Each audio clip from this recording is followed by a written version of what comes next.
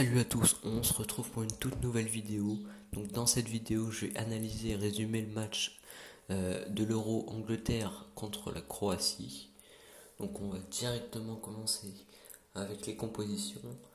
Donc l'Angleterre a opté pour un 4-2-3-1, donc avec en attaque Harry Kane et un très bon milieu avec Sterling, Mount et Foden.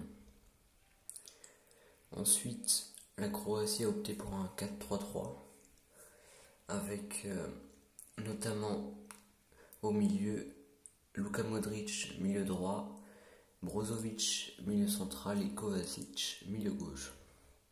Donc on va tout de suite passer au temps fort de ce match. Donc la première mi-temps, il ne s'est pas passé grand chose. Donc il y a eu un carton jaune à la 42e minute pour le défenseur croate Kaletačar.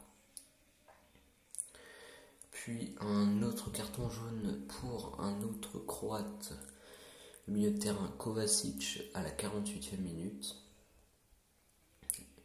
Et ensuite à la 57e minute, c'est le but de l'Angleterre. Donc le but de Sterling sur une passe décisive de Phillips. Ensuite, donc, il y a eu deux cartons jaunes à la suite, à la 64e minute pour Phil Foden et à la 66e pour Brozovic.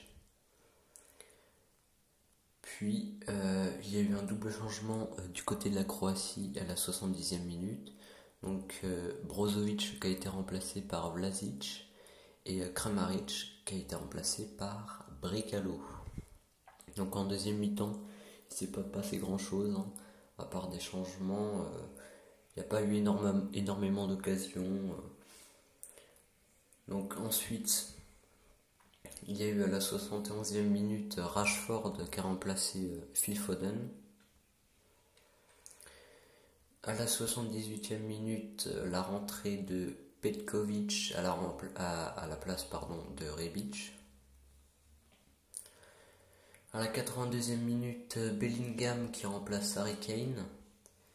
Et à la 85e minute, Pasalic qui remplace Kovacic. Donc ensuite, en toute fin de match, il y a eu aussi un dernier changement pour l'Angleterre. Donc c'est Calvert-Lewin qui a remplacé Sterling à la 92e minute. Donc on va directement voir les stats de ce match. Donc on voit que les deux équipes ont à peu près les mêmes stats. Donc 8 tirs chacun, 2 tirs cadrés chacun. La possession à peu près pareil. Les passes aussi. Donc franchement c'était un match très équilibré.